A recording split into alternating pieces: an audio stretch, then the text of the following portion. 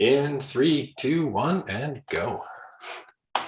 Hello, everyone. Welcome back. This is our third panel today. We've had two very lively discussions, and I'm looking forward to more in our conference on policing today.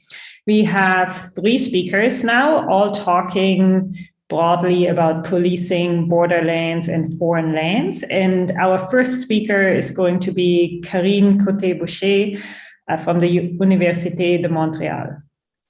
Thank you. So thank you, Sandra. Good morning or good afternoon, depending on where you are on the globe. Thank you so much to the Center for Criminological Research for their kind invitation. So allow me to share my screen and we'll begin. All good? Yeah.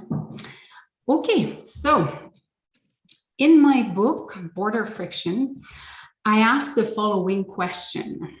How did Canadian border officers come to think of themselves as a police of the border?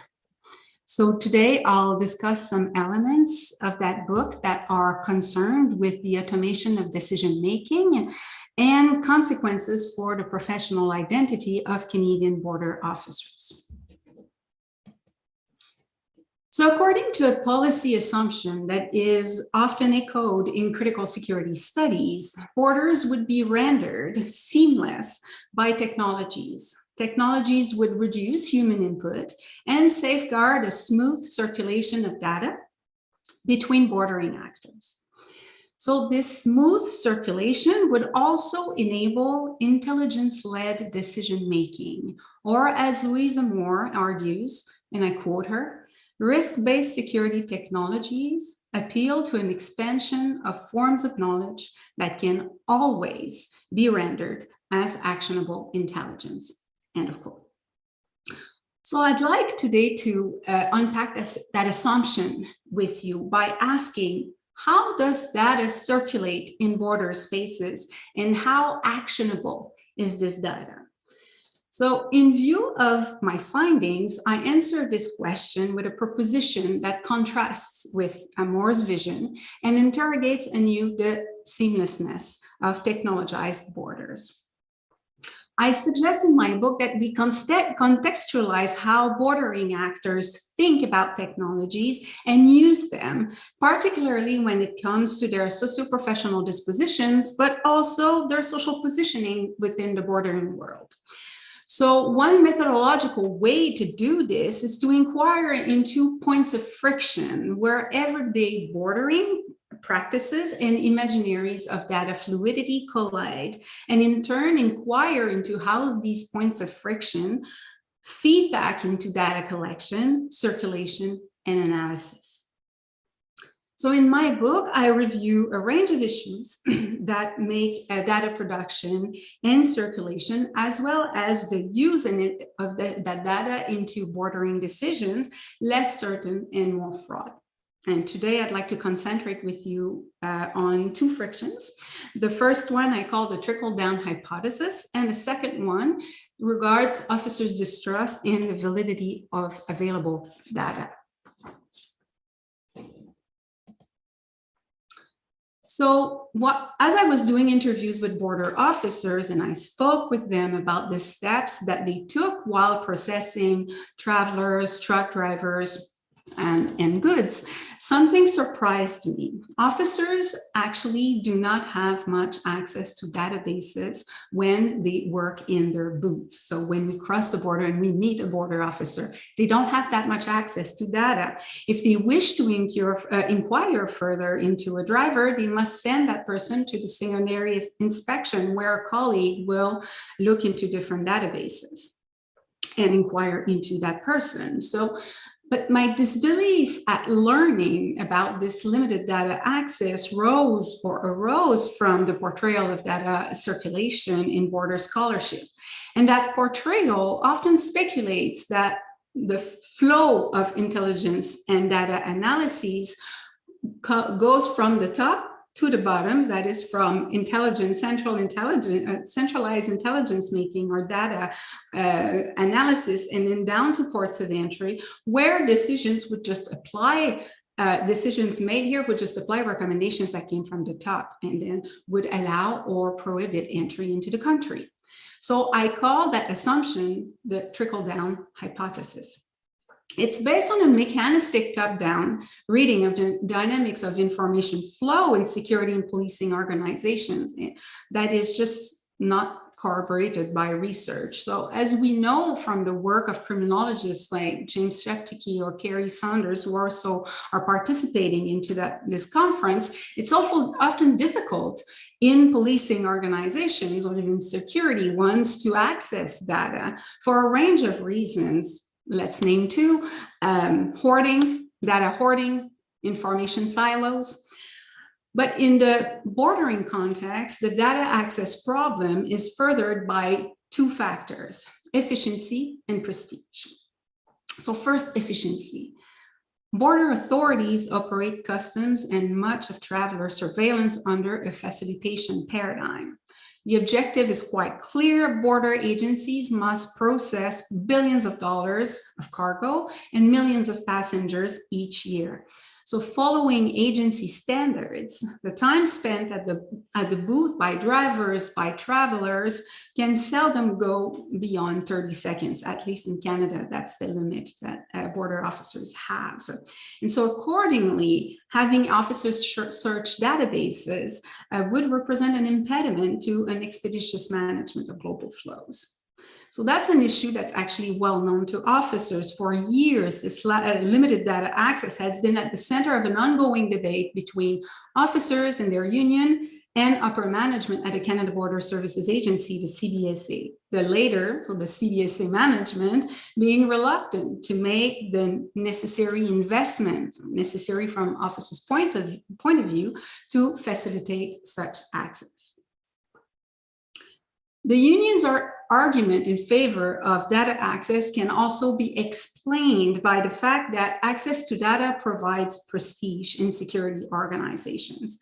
So despite the datafication of borders and the push for intelligence collaboration, this has not eliminated the hierarchical and profoundly secretive organizational culture of security agencies.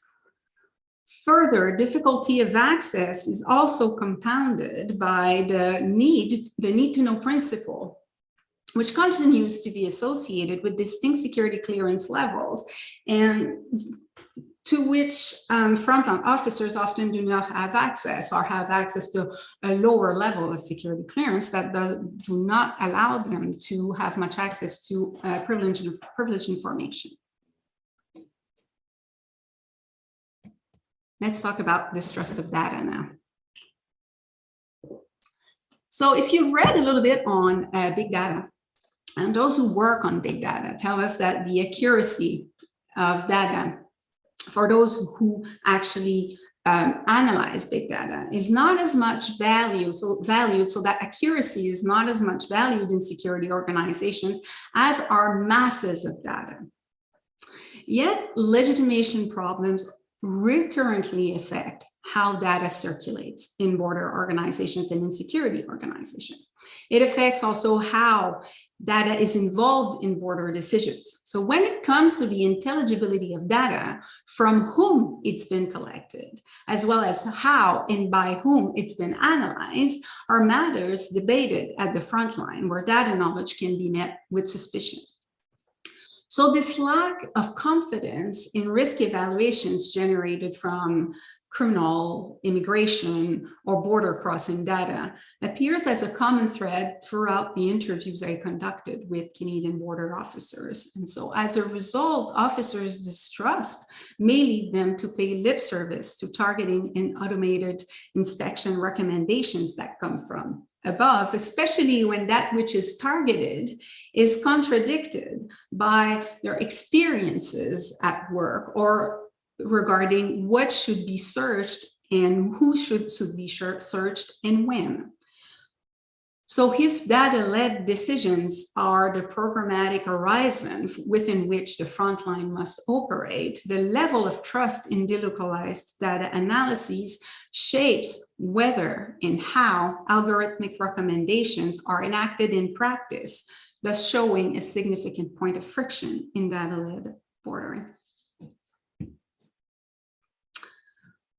So how do frontline officers react to this virtualization of their work, of border work?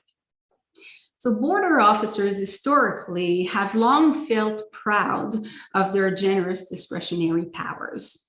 And yet, with trends such as targeting and automation in border control, this discretion is slipping away in many areas of their work. And with it, their occupational identity that was anchored in that discretion. So the tangible knowledge and sensory skills that were acquired during their professional socialization now enter in tension with algorithmic forms of knowing the border, and with it the facilitation logic that aims to speed up flows of cargo and people. So targeting and its associated malleable understanding of risk assumes a shift in frontline officers' cognitive abilities. This shift veers them towards a form of abstract thinking, which takes them away from their sense-based detection abilities. So Shoshana Zuboff reminds us that of something that we might have forgotten because many of us are used to work with computers. But that shift speaks to, and I quote her, the shift in the nature of the effort from the realm of the body to the realm of thought. And that shift can be profoundly disorienting and disturbing for those who experience it. Also, if you look at the work of Eric Sadin, who speaks of the eradication of the sensible in the use of technologies, computerized border work aims to eradicate the sensible. It means to narrow down officers' flawed discretionary capacity to deal with ambiguity, to come up with more variable decisions that pay attention to context. And the aim of all of this is to replace this capacity, this discretionary capacity, with forms of analysis that constrain decision, constrain human input via more uniform and data-led measurements of risk.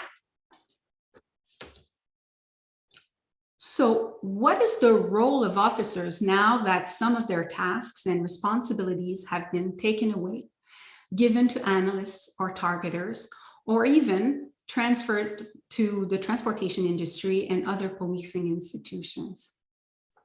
So I explore this topic in different ways in my book, but let me give you a taste through a look at the impacts of the growing abstractness of border work. So I'll give you an example through the story of Jacob, or Jacob. The name functions in both languages. So Jacob was an older officer. He was close to retirement when I met him.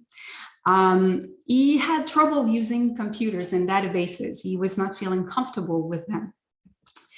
He also was telling me about the fact that 2 years before we talked, his port of entry started releasing and evaluating airport cargo remotely. So he worked 500 kilometers away from the airport where that cargo landed, and he had to evaluate those shipments without seeing those shipments. And so he speaks to the confusion that he felt when that first started. He said, we found it difficult at the beginning to do this at a distance. We are used to having it visual in front of us. So it's important to look at how this experience is particularly disorienting for many people who work in ports of entry. Jacob is posted in a port of entry in a region where he grew up. He went through his career processing the same set of locally produced goods and met the same truck drivers many times a week for years, some of whom he knew from childhood. And so Jacob is perplexed by the devaluing of his local knowledge that is brought by remote decision making, and also by the shift from seeing the border as a place that is anchored in a network of kinship and close social ties to a view of the border that is seen as diffused or an extended space of flows. And so Hazy remotely recommends the release of shipments from airports located very far away from where he lives. His decisions are dissociated from their context of enactment, and that fills him with a sense of unreality. So this intangibility and growing intangibility in officers' work routines is increased by several border policies, including those having some ports of entry lose the responsibility for electronic declarations that are not processed in other ports of entry, but also brought by the automation of decisions in the area of customs, especially when it comes to the pre-release of trucks and goods. So taken together, these trends reinforce officers' separation from the information involved in decision-making. Also, it magnifies their sense that such decisions are increasingly made elsewhere.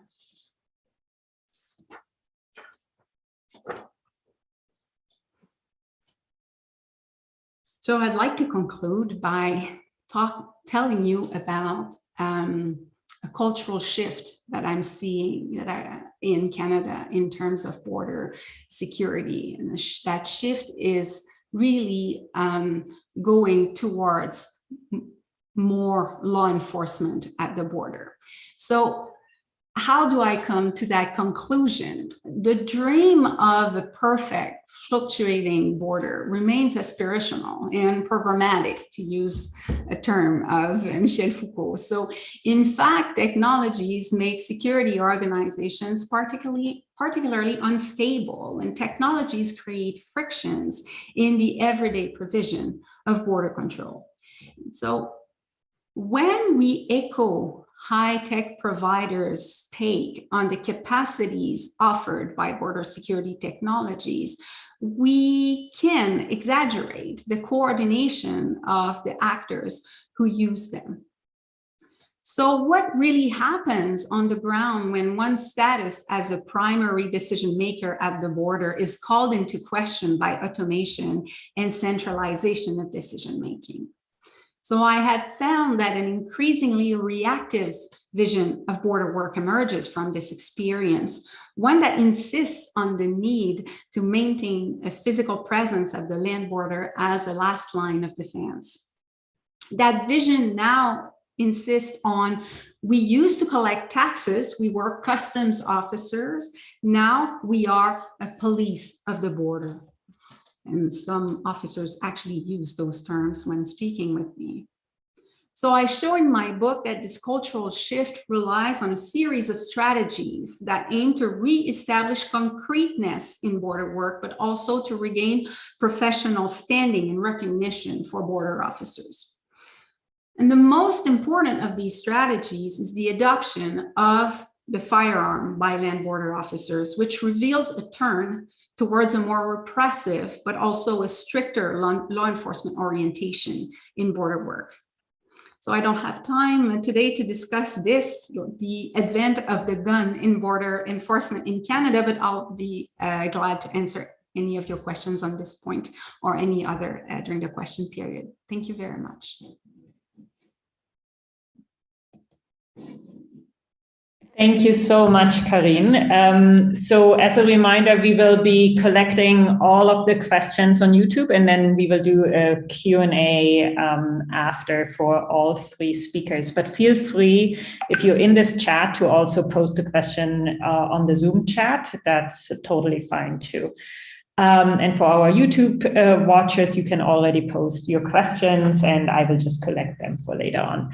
Okay, our second speaker is Anna Aliverti from the University of Warwick, or Warwick University, and we are looking forward to your talk, Anna. Thank you.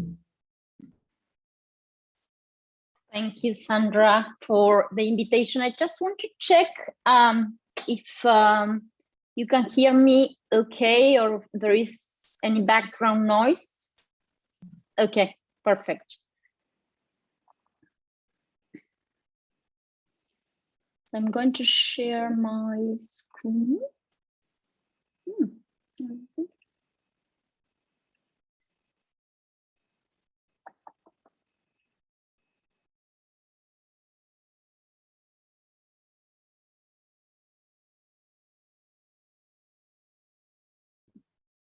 Sorry, for some reason I can't find the... There's the share screen button. No, I can't find the slides. Oh. Just give me a second. Yeah, sure.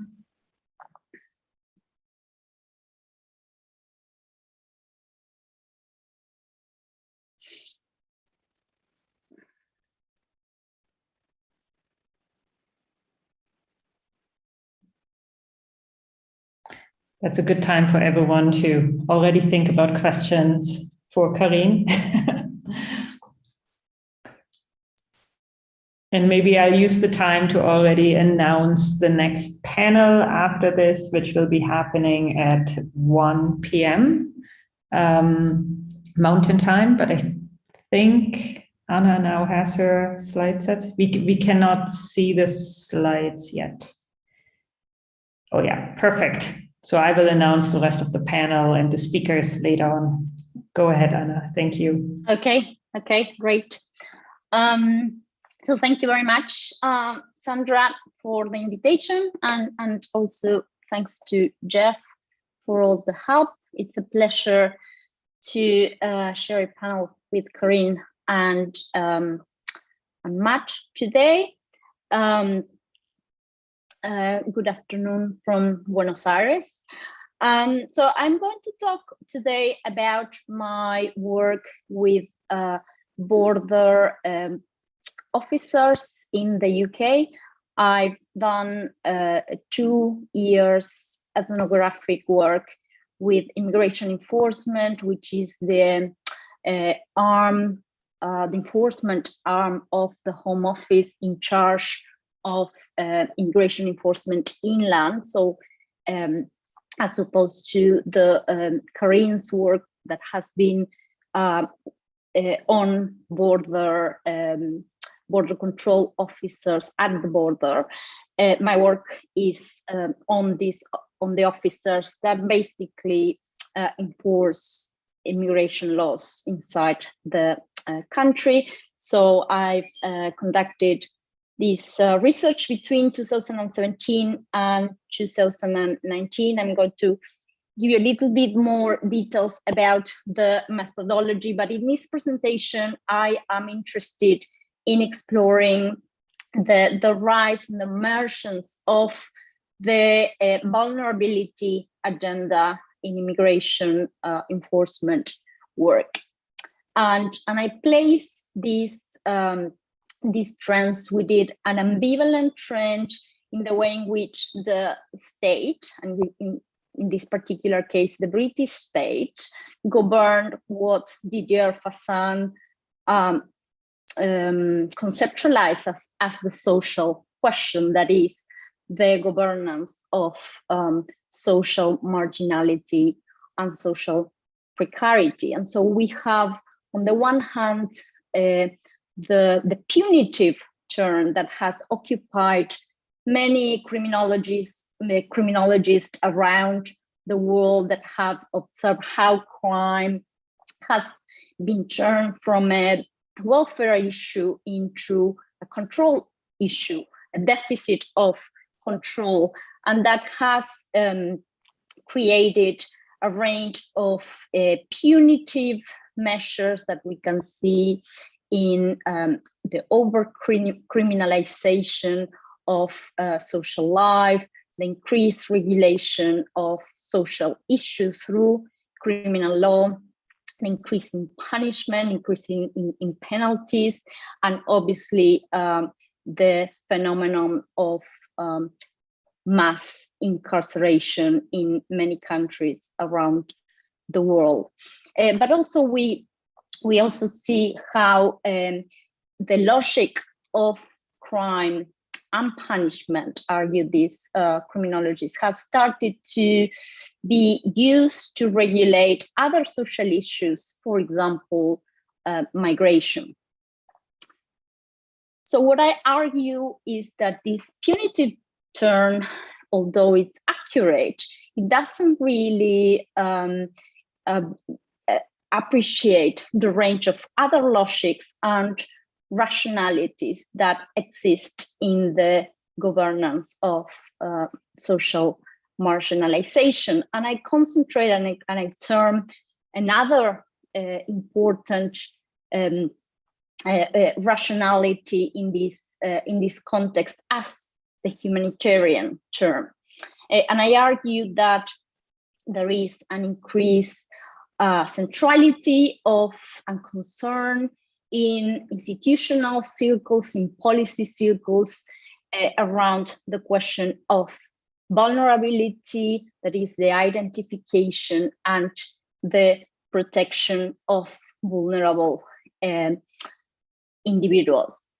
And underlying this new emphasis in focus is the conception, a changing conception of offending, not through the lens of guilt and blame, but as a human response to disadvantage and injustice. And in this formulation, the distinction between victims and perpetrators blurs, unsettling, and complicate binary distinctions in criminal justice language and categories. This humanitarian term and the centrality of vulnerability is particularly evident in the increased criminalization of exploitation, sexual and labor exploitation, drug trafficking, particularly in the context of the UK, what enforcement agencies call county lines, and modern slavery or human trafficking. And the way in which the police in particular treats vulnerable people is considered an indicator of their performance. Now, the idea of vulnerability comes from the work of many feminist philosophers, and in particular, the work of Judith Butler, who use this idea of vulnerability to question the liberal theory in terms of this autonomous and disembodied subject. Butler often offers an understanding of vulnerability and precariousness as an intricate aspect of human existence, of being in the world with the others, and of embodiment. Vulnerability, she argues, emerges from sociability and indicates conditions of physical dependency on one another. We are ethically implicated and responsible for other lives. And although shared, vulnerability and precarity are unevenly distributed, which account for the disproportionate exposure to risk of certain groups. So I think, I link this idea of vulnerability with that kind of progressive and critical perspective from Butler's work to the rise of it in policy making in the public sphere, to broader trends that have been observed also by Didier Fassin in terms of his work on the humanitarian reason, and are arguing that humanitarianism and humanitarian governance is an emergent rationality to frame and govern social marginalization.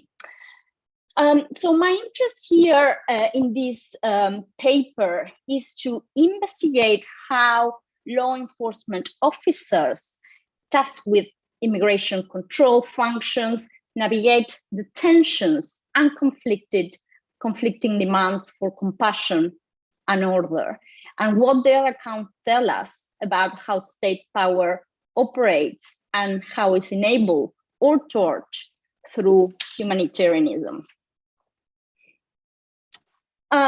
So as I said, the project is an ethnography of the ICE, the Immigration Compliance and Enforcement teams in the UK, which is the the teams that are in charge of identifying foreign nationals in breach of immigration laws and detaining and deporting them.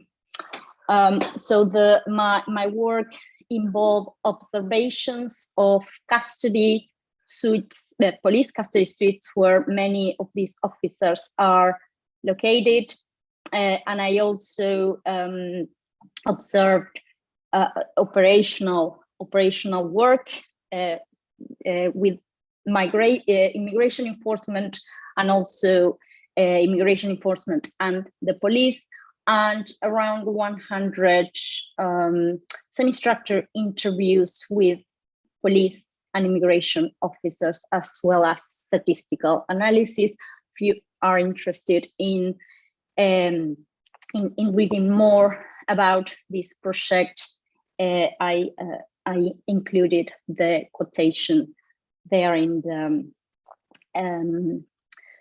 the slide.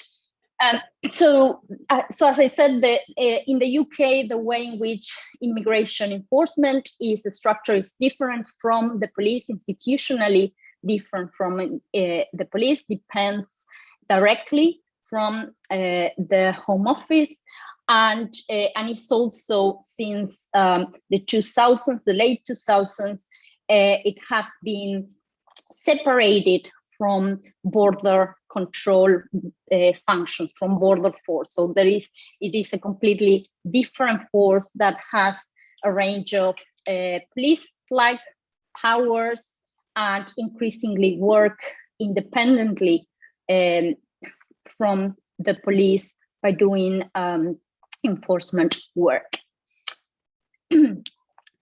So, as I said, I am interested in how this vulnerability agenda impact in the work these officers do, which is very enforcement-like work in terms of detaining to removal. And the issue of vulnerability, first of all, we might want to explore a little bit this idea of vulnerability, which is a very fuzzy concept, very blurry, right? It has multiple signifiers, and which enable the swift adaptation to different and contrasted policy goals, sometimes disrupting the premises on which border controls operate, others reaffirming them. So who is a vulnerable person is a matter of perspective, and the border is meant to protect vulnerable people, sometimes by not allowing them into the UK. So this confusing idea of vulnerability and in relation to border controls complicates even more the work of these officers. So, for instance, as Assistant Director Leslie put it, this the injection of compassion and empathy for the very people that they are meant to detain and exclude, complicates their mandate in terms of what they are there to do. They are there to protect people, or they are there to protect the British society. and it has been received in different ways by officers. For some, the humanitarian term has complicated moral dilemmas about their work. Many immigration officers joined the force to arrest and deport murderers and rapists and feel less comfortable about pursuing people without the right papers or protecting vulnerable people, a job that they think they are not prepared, they haven't been trained to do. In contrast, many other, and this is the case of CIO Mike, but in contrast, many other officers, and in this case particularly Inspector Marielle, feels that this policy shift within her department is welcome. She told me that she recalled working in a family team which was tasked with conducting enforcement visits in family homes with pain and unease. In fact, while we were talking, she started to cry, recalling how it was so difficult for her to, particularly when she became mother, to going into residencies with kids to take them to a detention center. So she found solace in the new orientation of her department, which pledged to reduce the detention of children and to put the person first in all stages of immigration enforcement.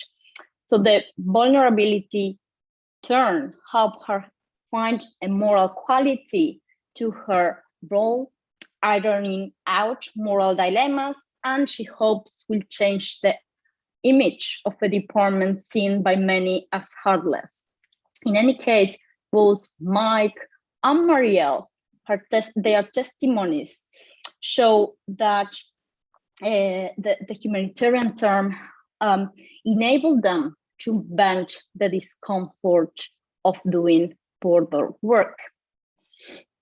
And frontline staff, and also it creates a range of dilemmas and left many of them impotent. Their work exposed them to the everyday marginalization and economic restructuring, the damage and the consequences of economic restructuring, climate emergencies, and distant wars, and their work of rescuing slaves and rescuing and protecting vulnerable people in many cases leave them, helpless, such as, for example, Detective Penny, who works in modern slavery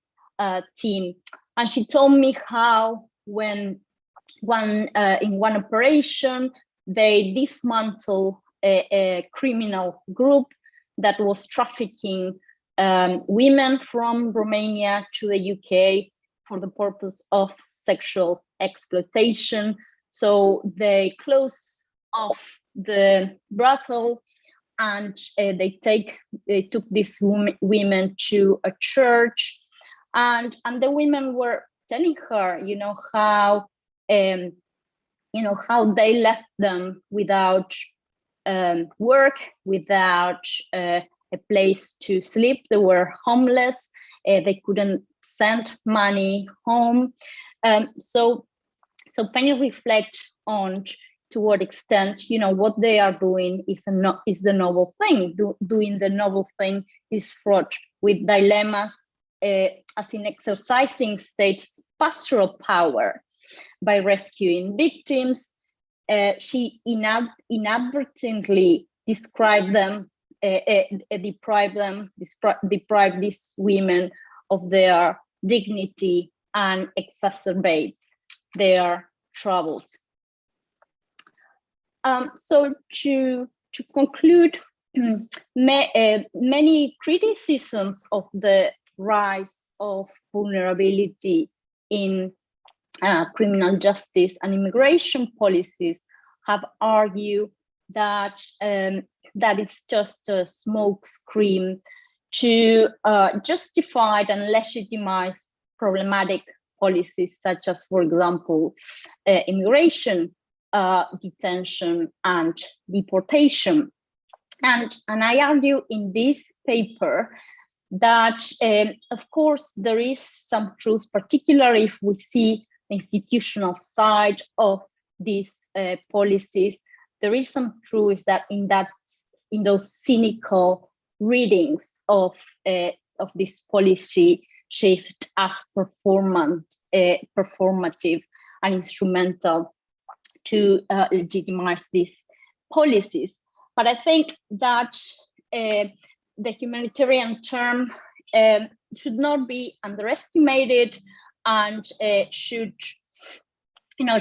be explored in the context as well of the punitive term as a complex range of policies and rationalities in a context of the reduction of the hollow out of the state, the rise of neoliberal globalization, and in the case of the UK, it's reckoning with its colonial past. I argue that it signals important moral dilemmas and tensions in producing social order at the heart of the state, revealing itself a vulnerable state, maimed from outside and inside, and unable to provide safety and well-being to its people. On the ground, its agents laid bare a less assertive image of the state and a more ambivalent stance towards precarity and inequality. And on the face of it, they also show a more complex appreciation of the live social lived world, complicating the exercise of power. As their accounts illustrates, their everyday exposure to the scandal of gross global inequalities strike a nerve on their fragility and encourages empathy. For many, such realizations are unbearable. For others, they are soothing. For all of them, humanitarianism is an opportunity to come to terms with their job and bend their critiques and the moral pain of border work. Thank you very much. Thank you so much, Anna. That was a fascinating talk too. I am looking forward to everyone's question at the end of all three talks. We now have our third speaker, Matthew Light, and he's going to speak about his research in a context that we're all thinking about a lot these days. His research is about Ukraine. Matt, go ahead. Thank you. Thank you very much, Sandra. It's great to be with you, and I'd like to thank you and your colleagues for the invitation. One moment while I share my screen.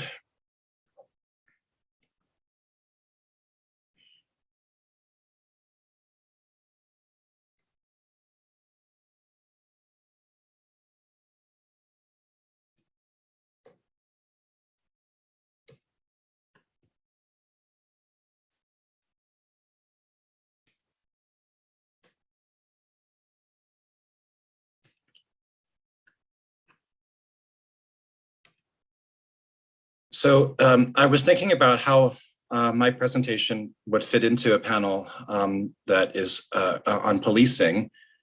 And I actually think, having listened to the two fascinating presentations by my colleagues, that there is, at a high level of generality, a certain connection in that I think all three of us are interested in the boundaries of policing as an activity, what it means, and the other actors that are involved in it, and how the boundaries between different actors in this world are maintained.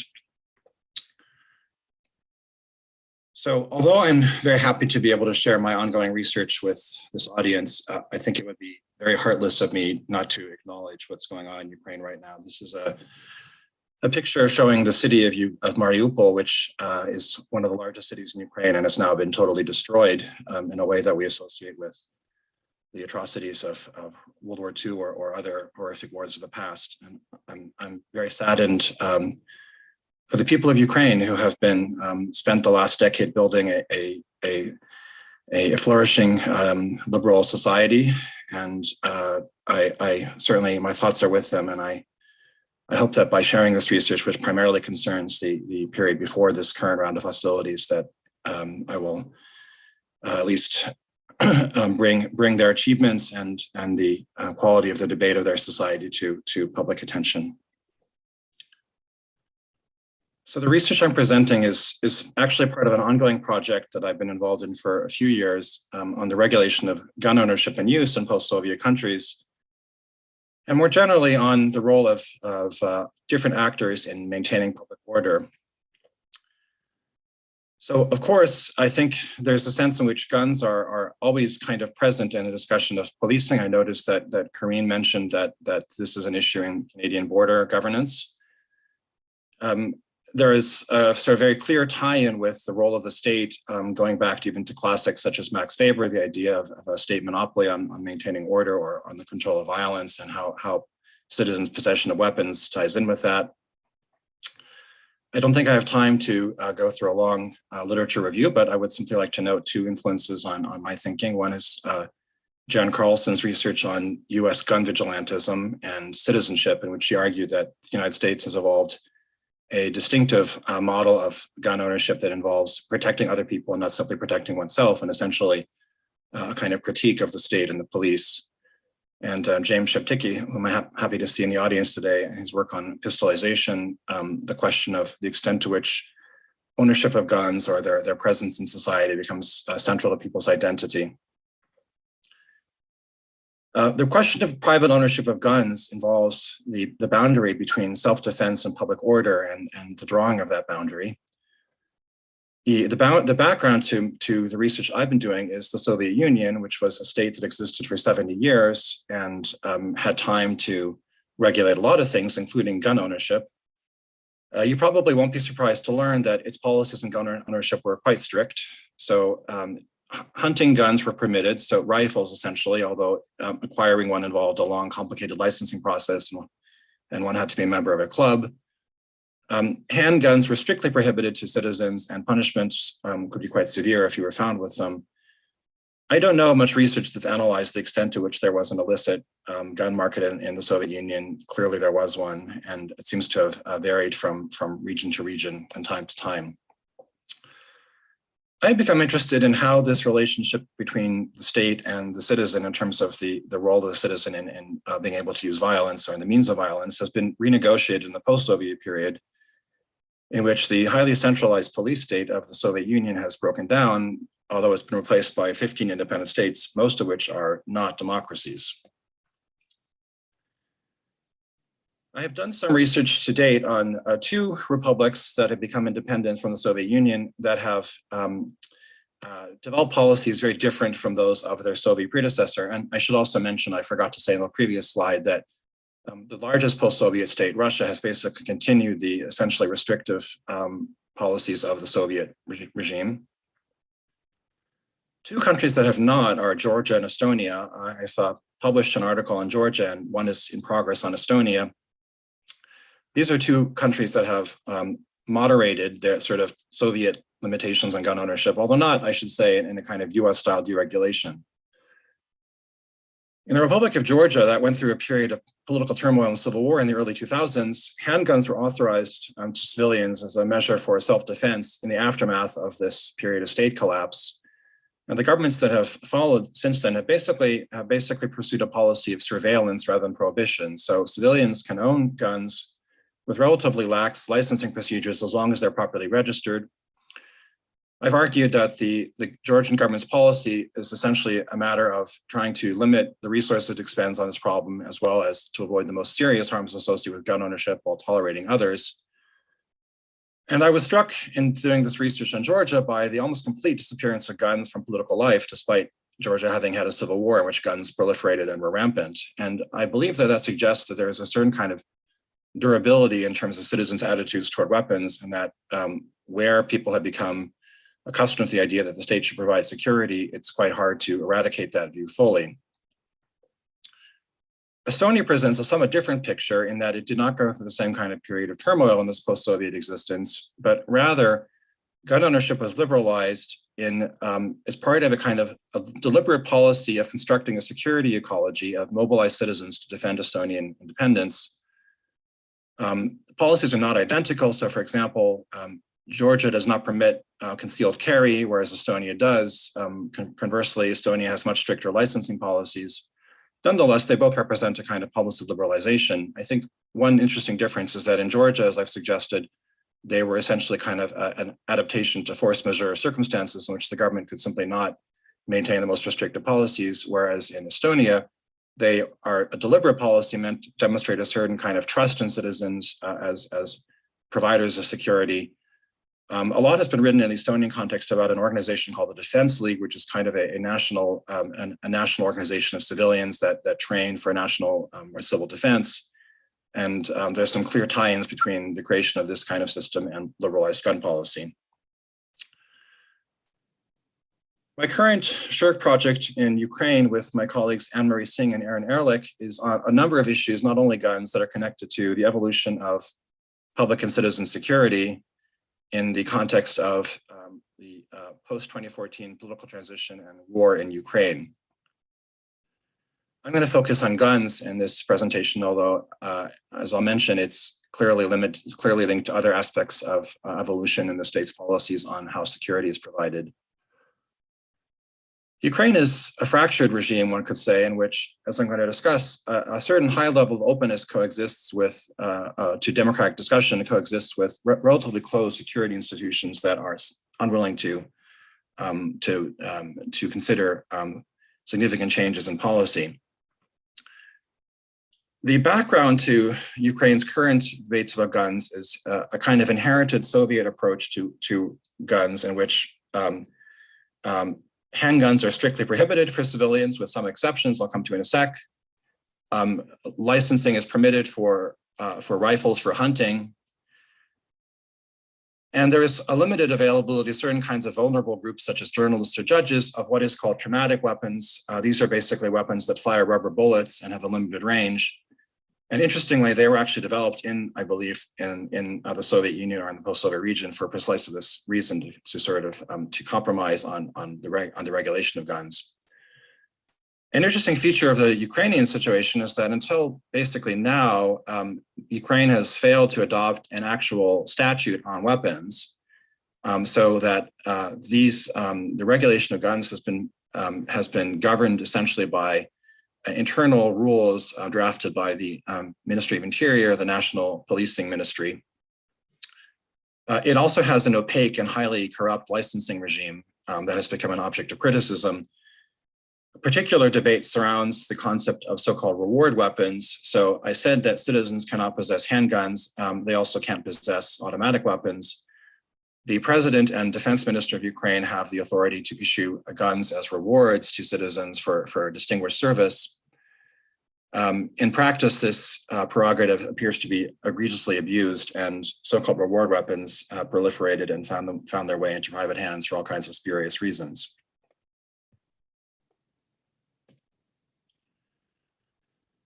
In 2014, Ukraine embarked on a political transition after the Yanukovych dictatorship, which tragically coincided with the onset of war with Russia, which, as we all know, occupied and annexed the Crimean Peninsula and occupied and has now recognized the independence of certain regions in eastern Ukraine. Until 2022, Ukraine was undergoing a kind of war of attrition in the eastern part of the country that resulted in a large-scale mobilization of Ukrainian society, with quite a large number of men, but also women, cycling through the front line and the steady trickle of fatalities. I was particularly interested in this research on the extent to which the war of attrition in the East had led to changes in the distribution of guns in Ukrainian society, as well as evidence of widespread gun crime. And although there is some evidence that gun crime did increase somewhat, it's very far from the kind of mayhem that one might expect. And I think the reasons for this are interesting to consider. One might be that Eastern Ukraine, the theater of war until just this year, was quite limited and contained, and the government of Ukraine basically had full control over the rest of the country. And it's quite impressive in a way how little the phenomenon of gun crime was able to sort of diffuse out of the immediate conflict area. It does appear that quite a few guns are being kept clandestinely. One estimate I saw said there are as many as 3 million guns in Ukrainian civilians' hands. Presumably, a lot of them are owned by combat veterans or have been sold by them to others. I'm afraid that the text got a little bit cut off on this slide. We are interested in the political contestation of gun ownership in this context and why the status quo legal regime has been so durable. On the one hand, for the first time in Ukraine's post-Soviet history, there is now a kind of debate underway in Ukrainian society about whether gun ownership should be legalized or at least liberalized, and whether citizens should be able to own different kinds of guns from the ones that were permitted under previous law. There is even a gun rights organization that seems to be rather similar to and has some links to the American NRA, and advocates sweeping gun policy liberalization, even including concealed carry, although I would note that unlike the NRA and somewhat like Estonia, they also advocate strict licensing requirements. There is some evidence that that this debate has not really caught on that much with the Ukrainian population. So surveys indicate that most Ukrainians do not favor liberalizing gun policy, but they also indicate that the issue seems to have low salience, with people not having very strong opinions or not quite knowing the issues very well. My colleagues and I were hoping to conduct a public opinion survey to gauge these matters in more depth, which unfortunately has been preempted by the current invasion. Nonetheless, the debate that we were discussing has led to a number of bills being introduced in Parliament to liberalize gun policy. Until now, they have all been quashed in committee, essentially. And I would note the role of the Interior Ministry in essentially preventing these policy changes from going anywhere. The Interior Ministry, somewhat like Public Safety Canada, is the branch of the government that controls public security in Ukraine, with the difference that Ukraine has a centralized police force, so that ultimately everybody is responsible to this ministry, everybody who works in Ukrainian law enforcement. And their position has been that there is no need for liberalization and it's a terrible idea. And so far they've carried the day.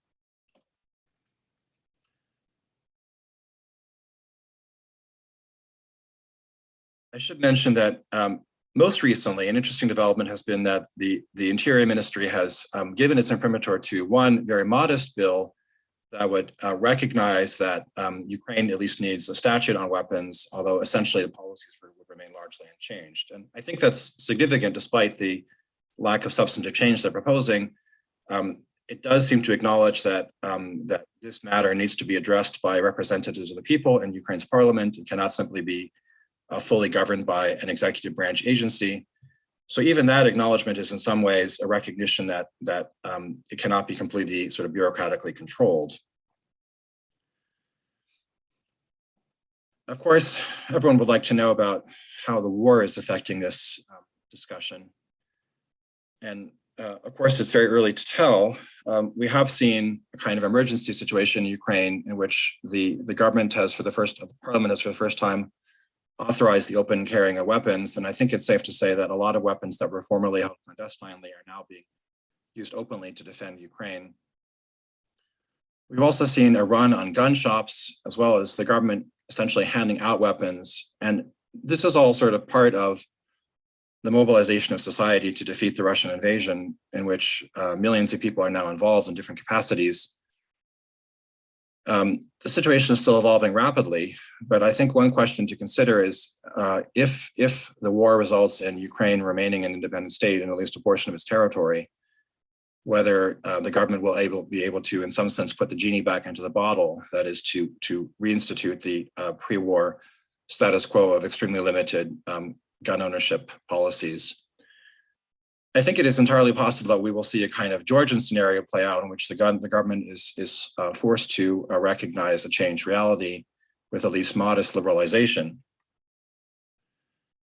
That nonetheless begs the question of why the state in the form of, or as embodied in the Interior Ministry, is so dead set against any change in policy and has only reluctantly even come around to the idea of legislation on this at all. From our interviews and other research that we've been conducting through my research assistant in Ukraine, Serhiy Bakhlai, one obvious motivation that's presented is that familiar to us from Western societies, that crime is not properly combated by civilians, and that is a role for the police, and the proliferation of guns in society is simply an invitation to more crime. Another apparent motivation is a sense that Ukraine is already a fragile state, and that it is too dangerous to allow citizens to be armed, even for self-defense, even if the guns are kept at home and strictly controlled. And I think there's an interesting contrast here with Estonia, which, as I said, has sort of consciously pursued a policy of trying to encourage citizens to see themselves as defenders of the country. The government of Ukraine until now has not pursued that line. It also has to be said that the current opaque system creates a lot of opportunities for corruption. Some time ago, I spoke to somebody involved in the regulation of judicial corruption in Ukraine, who had uncovered that many judges seem to own a large arsenal of weapons that they have been authorized to keep through the so-called reward weapon system. It appears to be some kind of status thing for them. And there's also similar evidence that a lot of security companies in Ukraine have been able to obtain weapons through this device. So what we see is a certain kind of preference for a veneer of restriction. I wrote here legality, but perhaps a veneer of restrictiveness, despite the sort of public awareness that the system is not working even as it was designed to work. So not simply that it's highly restrictive and some people don't like it, but that the restrictions are not effective and are leading to abuses. So a few very tentative thoughts about this situation. One is that Ukraine's gun debate parallels some other research that's been done about the sort of opening of Ukrainian society as an electoral democracy that maintains nonetheless some elements of authoritarian, if not, maybe not authoritarian rule, but let's say that it's not fully transparent in all its dealings. And we see here a kind of a parallel, I think. So in that there is, for the first time, a kind of openness to this discussion is taking place in the press and civil society, and yet the ministry has been able to kind of prevent that debate from taking off and largely sort of stymie it. Another point that I think is maybe interesting for a North American audience is that guns are not equally salient in all societies. And what we can see from Ukraine is that even apparently traumatic experiences like this ongoing conflict can have remarkably limited impact on opinion, either at the mass level or at the elite or the official level.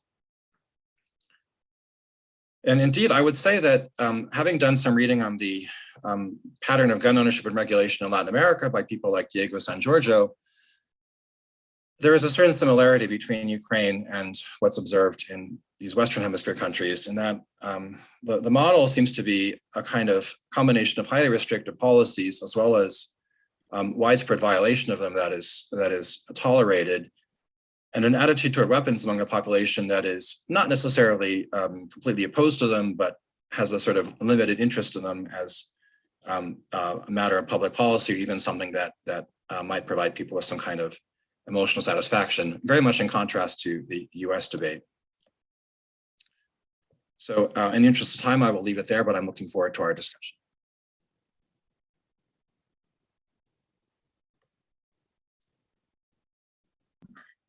Thank you so much, Matt. Thank you so much to all of our three speakers. We have a lot of questions. I'm not sure that we're going to get through all of them, but I will just start with the first question to Karine. It's from Dr. Holly Campeau, and she's asking, or she's saying, thank you, Karine. You hinted at strategies deployed to regain control at the border, but time didn't allow you to expand. But please do, can you provide an example? Sure, I will. Thank you for your question. So I think the most salient example is the adoption of the firearm by border officers in Canada, and by a particular class of border officers, that is land border officers. So those who work at the land border between Canada and the United States. And that came after a long campaign by the officers union to actually grant that arming to border officers. And that campaign happened between the end of the 90s all the way to 2006-7, at the same time as all these computerization, all the targeting, all the centralization of data collection and data analysis was actually taking place. So at the same time as that was happening, then officers started developing a series of strategies to actually gain or retain control on the border. And they actually obtained that control a little bit through an arming policy that was put in place by the conservative government after their win in 2006. And that's still ongoing. So that that policy is still ongoing. But it is not yet implemented in airports and won't be in the near future. And why is that important? Because in my book, what I do is I try to think about this adoption of the firearm through gender analysis and try to understand how a more repressive understanding of border control came embedded or imbued with very well, let's say, traditional or hegemonic masculinity views about the role of the border and the role of the people who actually man that border. So I'd like to give more detail, but I think I'll just stop here so we have time for more questions. But that's one example for Holly. Thank you so much. I'm going to pose the next question to Anna. This comes from L'Oreal, and she says, thank you so much for your talk. I very much appreciate your work introducing complexity into the black-white dichotomies and thinking about contemporary security and policing institutions. I was wondering if you think that this type of humanitarian ethos might be apparent in other policing contexts, but that we might not be hearing about such efforts or dynamics given the prominence of such stark political dichotomies in the contemporary political discourse. Actually, I think it wasn't from L'Oreal, but from Dr. Haggerty. But either way, that's the question. Thank you. Thank you for the question. So I spoke about immigration enforcement, but really the way in which this vulnerability agenda has started was very much within the criminal justice system, and particularly in the policing, in the police sphere. And that relates to different issues. One of them is the increased importance in the work of the police of complex crime cases. I'm talking about domestic violence cases. I'm talking about drug trafficking, human trafficking, the extent to which these cases also cross national borders, and the extent to which it really demands very specific skills from officers. There has been quite a huge amount of shift in the training of police officers to identify vulnerable people, and in fact the former Home Office Secretary argued that identifying and protecting vulnerable people should be a central skill for a police officer.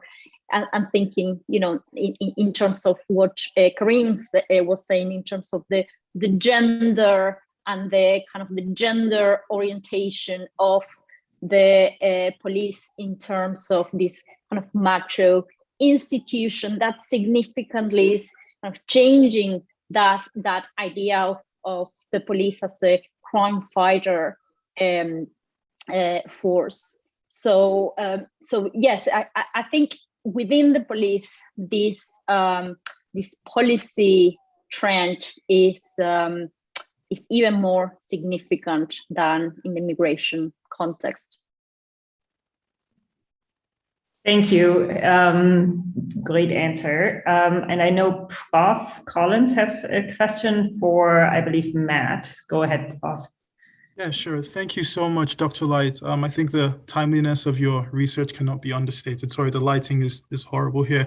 I already put this question in the chat, but I'll just ask it anyway. A number of scholars who are witnessing and documenting the situation in Ukraine, one of them being a dear friend of mine and a student of Dr. Basirius, have been emphasizing the power of informal networks at this point in time. And I guess I'm just wondering how that may intersect with the issue of, the dispersal of guns, which is something you've talked about.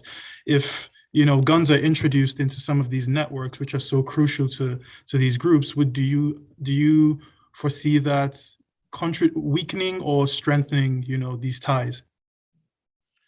That's a great question, and I can certainly see why you're interested in understanding it right now. I think that's a very crucial question. I should say that our project is on order in Ukrainian civil society, so we have not really investigated the conflict itself, except as sort of the background to the issues that we're interested in. Nonetheless, I'll go out on a limb a little bit and do my best with your question. I think if we can separate out certain periods in the conflict, we would get different answers. So in the initial phase in 2014, I think it's pretty clear that what you're suggesting is basically the way things unfolded. So the Ukrainian army was in very poor shape, and Ukraine had to sort of permit a lot of informal formations to defend it in the East, including sort of militia type organizations.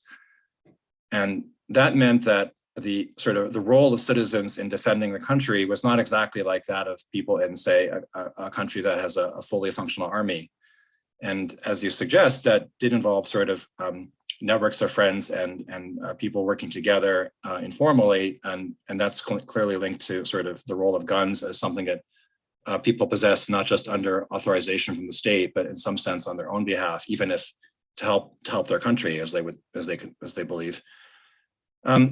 I think that in the years since then, that dimension of it has faded a bit. And one of the points that people have mentioned in relation to the current round of hostilities is how much more effective the military of Ukraine has been since 2014. And in between 2014 and now, I would say that that dimension may have been a bit less salient, except as sort of the part of the background to the debates that I was discussing in my presentation. But I think that again, now, what we are seeing is sort of the government sort of relicensing basically anybody to participate in the defense of Ukraine, including foreigners, as you may have read in the papers, right? So they're welcoming in sympathetic foreigners to defend Ukraine. And it cannot but be the case that that kind of policy involves sort of at least tacit authorization, or basically explicit authorization at this point for these informal communities to be armed. So a great question, and we'll have to see how it continues to develop. Thank you. Thank you so much. Karine, I'm going to give you the next question.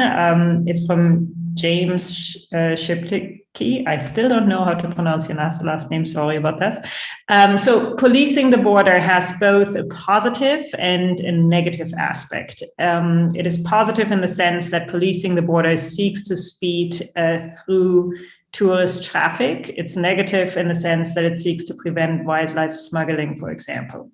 My question is, in what sense do the evident cultural shift to law enforcement at the border disguise the actual full spectrum of border policing?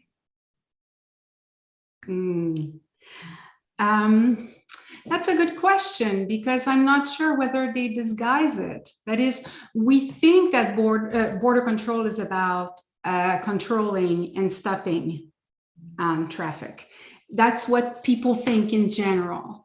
But if you look at policy and also at the routines of people who do border work on an everyday basis, what you look at is the most important aspect is about facilitation. And that's something that border researchers tend to overlook, because most of us, we work in criminology. We want to do work as well that is relevant to help and support refugees and migrants. But the reality on the ground is that on an everyday basis, what a border officer does is often to facilitate and do work that allows stuff and people to move. If I ask my students, who are also student border officers, what do you do on an everyday basis and how can you do your job? They tell me, oh, Karine, I would so much like to do more control, but I can't because I live so much pressure, to let people through. And I experience so much pressure to actually not apply regulations, because we are in a paradigm where we're supposed to let things and people go through. And so that also has an impact, because people who want to become border officers and who become border officers now think of themselves as police of the border. You've seen the recruitment material that I've shown on the slide. So the recruitment has a security of a very law enforcement message, but on the ground, the job is very administrative, and the job is pushes a facilitation agenda that creates contradictions, very important contradictions on an everyday basis, and often has an impact on retention, on workers' retention, because people think, I thought that I would be controlling borders and preventing bad people to come in, and then I realized that what I have to do is fill forms and and let things go through. So I'd say there's those contradictions that are happening right now and that are not being resolved at all. Mm-hmm. And I think this actually leads nicely into the next question, which is for Anna, but I think someone could have also equally asked you this. But Anna, I'll give it to you because it was for you. It says, one theme that runs through the literature on frontline workers in policing, social work, or emergency response is that routine exposure to these vulnerabilities and hardships leads to compassion fatigue. Did compassion fatigue figure in any way in your interviews, perhaps among those who have been doing this work for several years?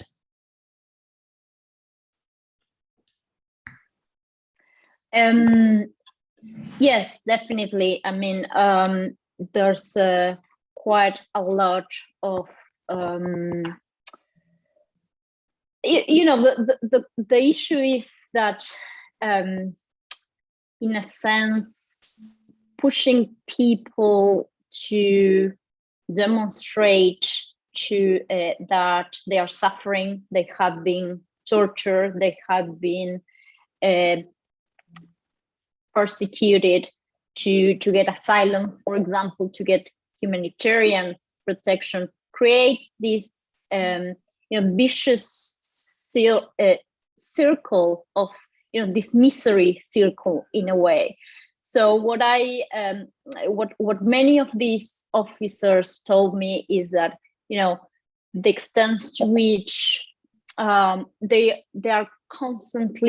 constantly need to police the boundaries of vulnerability, to what extent you're telling me the truth, to what extent a person who says that the miseries that they recount are true, and so that it is very much I think constantly appear this oscillation between feeling compassion and feeling empathy, but also kind of mistrust and control. And many of the things that appear, for instance, I've been in Dover a few months ago, where the crossing of boats, small boats through the English Channel was happening. This is the most dangerous crossing, sea crossing in the world, and so people arrive there in horrible, and are arriving there in horrible conditions. And so the officers working at the border, told me about how difficult it is to identify really who is the needy person from the terrorists, and not allowing terrorists and criminals in, but also this idea that we are an enforcement force. We are here to protect the borders. We are here to we can't be kind of empathetic and kind of break down emotionally with in these circumstances, because this is not how we are trained. But at the same time, especially these frontline officers doing the work there, experience trauma in an everyday basis, and I don't think the institution is prepared to recognize that and to support them. Yeah. Thank you so much. And unfortunately, we're running out of time. We have so many more questions left. I think you probably saw them in the chat, but we have to allow for a little break at least before we have the next panel. So I'm really sorry that we didn't get to ask and discuss all the questions, but it just shows how interested people were in your talks. They had questions for all three speakers. So thank you so much for that. Thank you for your talks. And the next panel at 1 p.m. Mountain time will actually have 4 speakers. So it's going to be a little bit longer. It's going to feature Ian Loader, David Sousdal, Peter Manning, and now I'm forgetting one person. Who am I forgetting? Rocher. Yes, exactly. Thank you so much. So we are looking forward to seeing you all at 1 p.m. And enjoy the break. Thank you. Thank you, everyone. Thank you, everyone. I know. Thank you.